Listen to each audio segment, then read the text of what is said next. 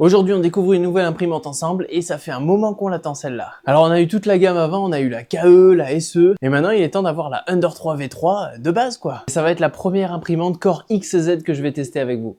Et voilà, fraîchement arrivée, on va la déballer ensemble. Alors j'annonce de suite, j'ai quand même pas mal d'attentes par rapport à cette machine. Annoncée aux mêmes vitesses que les K1, tout en étant un bed slinger. Allez, c'est parti. Qu'est-ce qu'on a là-dessous? La base, le manuel d'installation, de montage, les autocollants comme d'habitude. Et il est quand même assez épais hein, par contre. Mais non, il va pas y avoir beaucoup de boulot. Il n'y a que 3 pages en fait pour le montage. Et c'est terminé. Bon bah ça c'est cool. La suite, un échantillon de filament. On a du PTFE. Qu'est-ce que c'est que ça? C'est un clips. C'est pas vraiment ce que c'est, on verra plus tard. Le support de bobine. Ici, on a l'écran. Alors ça serait marrant d'essayer de monter l'écran sur une K1 pour voir si ce sont exactement les mêmes. Ça pourrait être un petit test assez cool à faire. Parce que ça a l'air d'être complètement les mêmes, la même connectique. Donc pourquoi pas dans un short ou une autre vidéo, pourquoi pas faire le test. Dites-moi ce que vous en pensez en commentaire. La boîte à outils. Alors qu'est-ce qu'on a dedans? Ok, un outil pour déboucher les buses. On a un tournevis, des clés, clé Allen et la clé pour les buses. Des vis, on a des colliers, on a de la graisse, une clé USB. Ça va être certainement 16 Go, c'est ça. Une clé de 16 Go et la petite pince bleue. Allez, on descend d'un étage.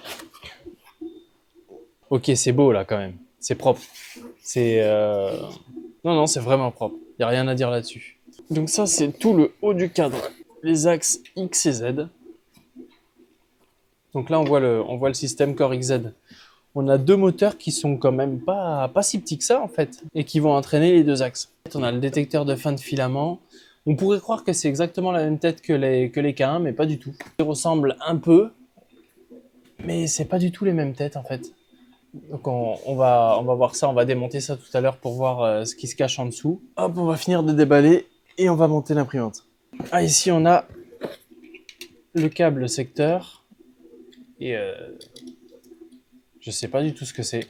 Pareil, on verra ça plus tard dans le manuel d'utilisation. Oh, on a un plateau PUI magnétique, donc un PUI texturé et lisse de l'autre côté. Je sais pas s'il y a des gens qui utilisent le côté lisse. Dites-moi en commentaire si vous utilisez le côté lisse ou si vous utilisez que le côté texturé. Ça m'intéresse de savoir parce qu'en fait sur le côté lisse, je suis sûr il est utilisable, mais il n'y a aucune écriture qui permet d'indiquer quoi que ce soit en fait ou de le présenter et de vraiment savoir s'il est utilisable. Je suis curieux de voir vos réponses. On pourrait faire un essai aussi. On pourrait essayer d'imprimer de l'autre côté, savoir si c'est vraiment utilisable. Elle a l'air toute petite en fait. Toute fine, toute étroite en fait. Elle fait presque la largeur du plateau, à peine plus. J'ai l'habitude de voir des imprimantes qui sont bien plus imposantes au niveau de la base. Mais celle-là, elle est vraiment fine quoi. La première étape, c'est de fixer le porte-bobine sur le cadre. Ça va être hyper rapide le montage.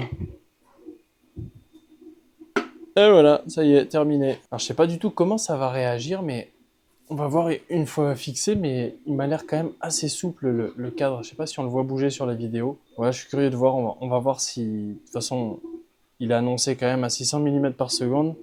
C'est que ça devrait tenir quelque chose.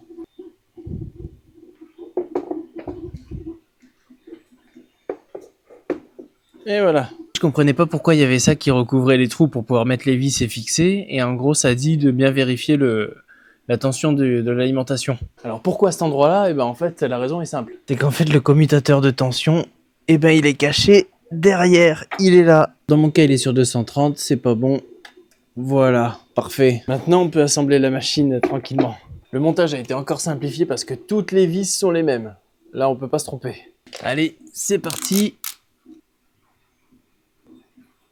De l'autre côté. Et il reste 4 vis à mettre en dessous. Prochaine étape, on installe l'écran. Petit moment satisfaisant. Et ensuite, il reste le branchement de tous les câbles. Ah voilà, le clip qu'on a vu tout à l'heure, en fait, c'est pour tenir le câble ici. Là, il demande de sécuriser le câble avec un collier. Voilà. Et on rajoute le clips. Parfait. Qu'une chose avant la mise en marche, c'est le PTFE qui va de la tête au capteur de fin de filament.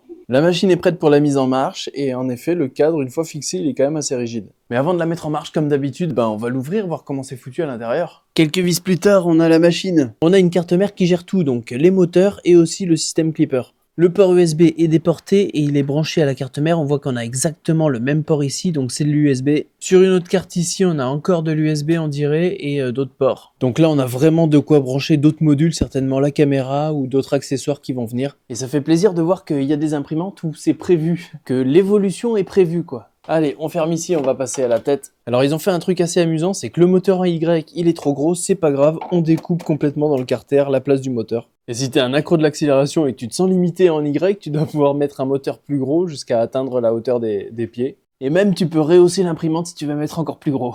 Alors je pense que le nivellement automatique du plateau, il se fait via 4 capteurs de pression qu'il y a aux 4 coins du plateau. Au niveau de la tête maintenant. Ah, ça tient bien. Ça tient vraiment bien, c'est méga compact. Alors oui, on voit que la mienne a été utilisée un petit peu quand même avant. Mais on a le même refroidissement de bus que la K1C. On a la 3e version de l'extrudeur. Et la partie arrière, je sais pas du tout comment ça se démonte. J'ai enlevé toutes les vis et il bouge pas du tout. Non mais là c'est vraiment embêtant moi qui voulais faire la poussière. Ah oui, il y en a 2 autres ici. C'est mieux avec les 2 vis. Et là on a le ventilateur auxiliaire. Voilà, maintenant on est bon pour la mise en marche. Première mise sous tension, c'est parti. Oh, ça s'allume, on n'a même pas ça sur les K1. On a un petit peu de configuration, il y a quand même 11 langues, j'ai l'impression qu'il y en a de plus en plus. Anglais, oui j'ai lu et j'accepte. Connexion au réseau Wi-Fi. Ah, la fameuse question, je sais jamais. Sur quel fuseau horaire je suis? Aucune idée. Je crois que c'est le -5. Enfin, vraiment que je pense à me renseigner. Bon, on verra, on changera plus tard au pire. Ok, donc maintenant c'est le self-check, tester les ventilateurs, la compensation de résonance et le nivellement automatique. Ok, elle fait le nivellement automatique, mais comme la K1C, on dirait qu'elle regarde s'il n'y a pas une brosse en silicone derrière.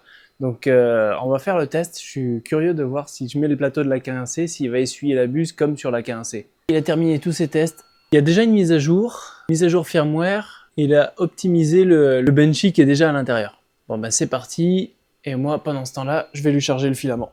Alors souvent les impressions qui sont déjà sur la clé USB, c'est un peu le concours de celui qui a la plus grosse, donc je vais mettre un filament à haute vitesse. Par contre, il se charge super bien à travers le capteur de fin de filament. Ouais, il est un peu humide d'ailleurs, je viens de le casser. Et je pensais qu'avec la mise à jour, ils allaient nous annoncer le route, mais non, pas encore finalement.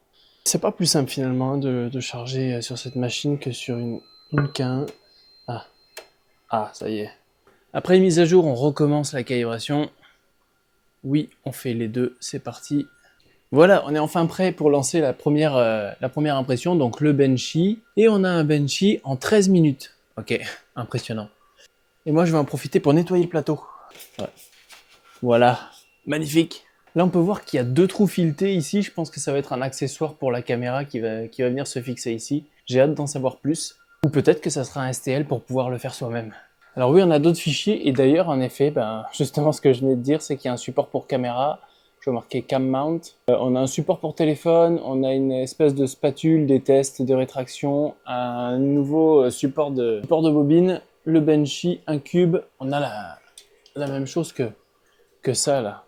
Bon, on lance le benchy. Allez, c'est parti. Normalement 13 minutes. Et c'est vraiment impressionnant. Ok. Alors je dois quand même avouer que là, Creality, ils ont fait fort sur la finition. C'est vraiment pour moi des imprimantes que j'ai vues, les Bedslanger les mieux finis. On a quelque chose vraiment de fin. Là, le fait que ce soit un Core XZ, ça permet vraiment d'avoir les moteurs en bas. Alors il y a d'autres avantages aussi d'avoir un Core XZ, c'est que justement sur un Bedslanger, on permet de descendre le centre de gravité au maximum. C'est-à-dire qu'il y a quasiment plus de moteur au-dessus du plateau. Le seul moteur qui reste, c'est le moteur du Direct Drive. Et encore, je pense qu'on pourrait faire plus fort avec un système Bowden, mais en Bedslanger, l'axe Z, il est toujours très lourd. Donc ça vaut pas forcément le coup d'avoir un système Bowden sur un Bedslanger. On va le laisser avancer, je vais parcourir le menu en même temps avec vous. Ok, finalement, il y a déjà un accès route sur la Ender 3 V3. Il y a un mode expert, je sais pas du tout ce que c'est. Ok, c'est pour vraiment jouer sur le Z offset, le débit et le PID de la buse. Ça y est, le fameux benchy est terminé. Et il a bien mis 13 minutes. Et il est quand même très propre. Bon, alors la proue, elle est pas vraiment droite. Elle est toujours plus haut sur la hauteur de couche. Je sais pas si la hauteur de couche est réglementaire pour le Speedboat Challenge. Sur la poupe, l'écriture est presque lisible. C'est quand même pas mal du tout finalement. De toute façon, j'ai pas prévu d'imprimer à cette vitesse-là pour avoir des objets de qualité. Et ça va être la prochaine étape, on va imprimer quelque chose nous-mêmes quoi. Je voulais dire slicer, mais bon, vous avez compris. Sur Orca Slicer, il n'y a toujours pas la Ender 3 V3, donc je me suis créé un profil rapidement en recopiant grossièrement les caractéristiques sur Creality Print. Et après ce petit test, on peut dire que mon profil est prêt. Alors du coup, on va essayer quelque chose d'un peu plus gros, mais bon, un peu plus gros avec cette machine, ça dure quand même que 3 heures. On charge le fichier dans la machine, et c'est parti pour l'impression. Ouais, 3 heures c'est pas assez, hein, mais la qualité est là quand même. Je suis vraiment impressionné par la qualité à cette vitesse, c'est entre 2 et 300 mm par seconde. Et ça c'est le profil de base, c'est-à-dire que 200 le minimum c'est pour les contours extérieurs. Alors j'ai mis le plateau de la K1C mais il vient justement palper devant la brosse, donc il la détecte pas, c'est comme le nouveau firmware de la K1. Donc voilà, il voit pas la brosse, il faudra la décaler vers l'avant. En tout cas, c'est tout pour moi pour cette imprimante. Rapidité et esthétisme sont au rendez-vous. Et niveau maintenance aussi, ça sera pas trop compliqué. Bon, toujours pas au niveau de la pâte thermique, et d'ailleurs elle est déjà sèche. Merci d'avoir regardé la vidéo jusqu'au bout. Dis-moi ce que t'en penses en commentaire. Et on se retrouve bientôt dans une autre vidéo.